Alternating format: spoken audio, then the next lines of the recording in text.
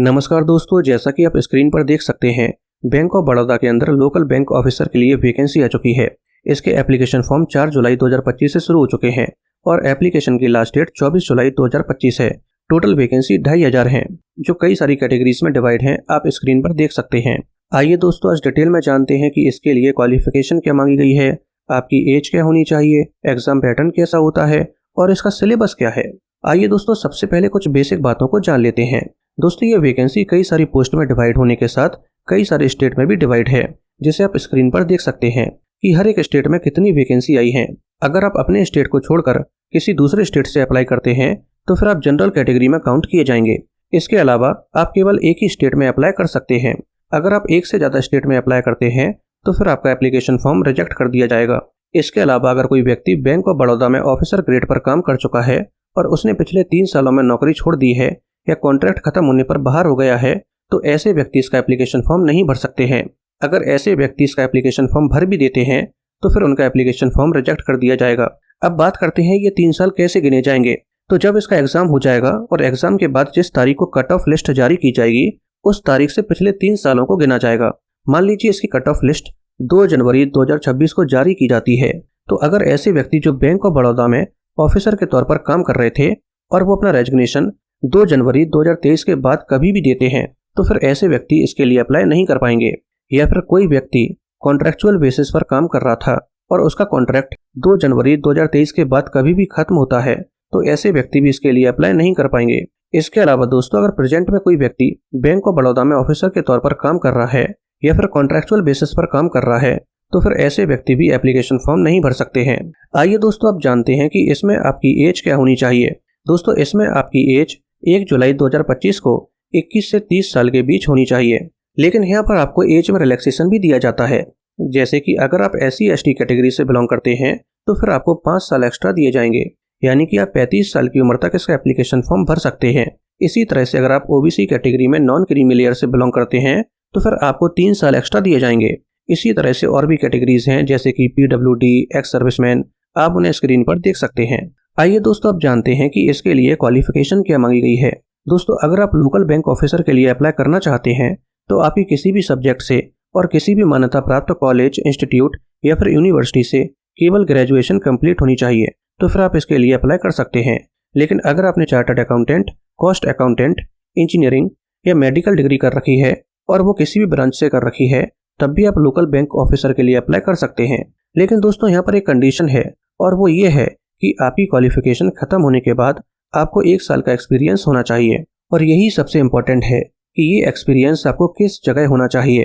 दोस्तों, आपको scheduled commercial bank या फिर रीजनल रूरल बैंक में ऑफिसर के तौर पर 1 साल का एक्सपीरियंस होना चाहिए, या फिर आपको किसी भी ऐसे बैंक में ऑफिसर के तौर पर 1 साल का एक्सपीरियंस होना चाहिए जो बैंक RBI की 2nd शेड्यूल में शामिल हो। अगर आपको ऑफिसर के तौर पर 1 साल का experience NBFC, cooperative bank, payment bank, small finance bank या फिर फिनटेक बैंक में है, तो फिर आप इसके लिए एलिजिबल नहीं है और फिर आप इसका एप्लीकेशन फॉर्म नहीं भर सकते हैं।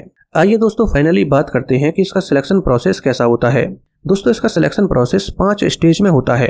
पहली स्टेज में ऑनलाइन टेस्ट होता है, दूसरी स्टेज में लैंग्वेज प्रोफिशिएंसी टेस्ट होता है, तीसरी स्टेज पर साइकोमेट्रिक टेस्ट या साइकोमेट्रिक टेस्ट जैसा कोई मिलता जुलता टेस्ट होता है, चौथी स्टेज पर ग्रुप डिस्कशन और पर्सनल इंटरव्यू होता है और फाइनली 5वीं स्टेज पर डॉक्यूमेंट वेरिफिकेशन किया जाता है। आइए दोस्तों, इन 5 ही स्टेज को थोड़ा सा डिटेल में जान लेते हैं। पहली स्टेज पर एक ऑनलाइन टेस्ट होता है जो MCQ फॉर्मेट में होता है। इसमें 4 सेक्शन होते हैं: English, banking knowledge, GS, reasoning और क्वांटिटेटिव एप्टीट्यूड। हर एक सेक्शन से 30 क्वेश्चंस आते हैं और हर एक क्वेश्चन 1 नंबर का होता है, इसलिए टोटल क्वेश्चंस 120 होते हैं और टोटल नंबर भी 120 ही होते हैं और इसमें आपको 120 मिनट का ही समय दिया जाता है। इसके अलावा इसमें नेगेटिव मार्किंग भी होती है जो 0.25 की होती है और यहाँ पर आपको हर एक सेक्शन को क्वालिफाई करने के लिए कुछ क्वालिफाइंग नंबर भी लाने होते हैं। जैसे कि अगर आप जनरल या फिर EWS कैटेगरी से बिलोंग करते हैं तो आपको हर एक सेक्शन में 30 में से 12 नंबर तो लाने होंगे, तभी आपको हर एक सेक्शन में क्वालिफाई माना जाएगा। अगर आप किसी भी एक सेक्शन में 30 में से 12 नंबर नहीं ला पाते हैं तो फिर आपको इसी स्टेज पर डिस्क्वालीफाई कर दिया जाएगा।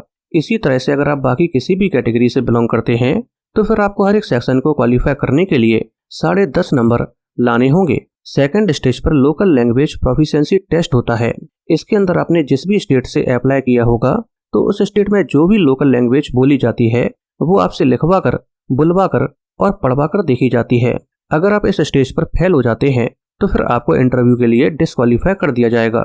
हालांकि अगर आप चाहें तो इस टेस्ट को बाईपास भी कर सकते हैं और इसका सीधा सा तरीका है कि एप्लीकेशन फॉर्म भरते समय आपको अपनी 10th और 12th की मार्कशीट अपलोड करनी होगी और उन मार्कशीट से ये पता चलता हो कि आपने अपने 10th और 12th क्लास में अपने राज्य की लोकल भाषा को एक विषय के रूप में पढ़ा है, तो फिर आपको लोकल लैंग्वेज प्रोफिशिएंसी टेस्ट देने की जरूरत नहीं है। इसके बाद थर्ड स्टेज पर साइकोमेट्रिक टेस्ट होता है। इस टेस्ट के अंदर कई सारे छोटे छोटे टेस्ट होते हैं जो कई स्टेज में होते हैं और ये पूरा टेस्ट एक ही दिन होता है। इसमें information ordering test, selective attention test, personality test, special scanning test और इंटेलिजेंस टेस्ट होता है। दोस्तों, इस टेस्ट का मेन मोटिव होता है कि कैंडिडेट्स की personal skills, cognitive skills, mental stability और बिहेवियरल स्टेबिलिटी को चेक किया जाए। इसके अलावा इस टेस्ट की मदद से ये भी एनालाइज किया जाता है कि कैंडिडेट्स अंडर प्रेशर में कैसा बिहेव कर रहे हैं, उनकी डिसीजन मेकिंग स्किल्स कैसी हैं, डिफिकल्ट सिचुएशन में उनके वैल्यू सिस्टम कैसे हैं और इसके साथ ही बैंकिंग जॉब के लिए कैंडिडेट्स साइकोलॉजिकली कितने सूटेबल हैं, ये पता करने के लिए भी साइकोमेट्रिक टेस्ट की मदद ली जाती है। चौथे स्टेज पर ग्रुप डिस्कशन और पर्सनल इंटरव्यू होता है, जिसमें अगर आप जनरल कैटेगरी से बिलोंग करते हैं तो फिर आपको इसे क्वालिफाई करने के लिए 60% नंबर लाने होते हैं। लेकिन अगर आप जनरल कैटेगरी को छोड़कर बाकी किसी भी कैटेगरी से बिलोंग करते हैं तो फिर आपको 55% नंबर लाने होते हैं। इसके बाद फाइनली आखिरी स्टेज पर डॉक्यूमेंट वेरिफिकेशन होता है, जिसमें आपसे तमाम प्रकार के डॉक्यूमेंट मांगे जाते हैं, जिनकी लिस्ट मैंने आपको स्क्रीन पर दी है, आप देख सकते हैं। आइए दोस्तों, आप जानते हैं कि अगर आपका फाइनल सिलेक्शन हो जाता है तो फिर आपकी सैलरी क्या होगी। दोस्तों, अगर आपका final selection local bank officer के तौर पर हो जाता है तो फिर आपकी मंथली सैलरी 48,480 रुपए से शुरू होगी। इसके अलावा आपको कई सारे अलाउंसेस जैसे कि DA, HRA और TA भी दिया जाएगा। उसके बाद आपकी लमसम सैलरी लगभग 90,000 रुपए के आसपास होगी। दोस्तों, अगर आपको ये वीडियो पसंद आई हो तो वीडियो को लाइक करके चैनल को सब्सक्राइब कर लीजिए।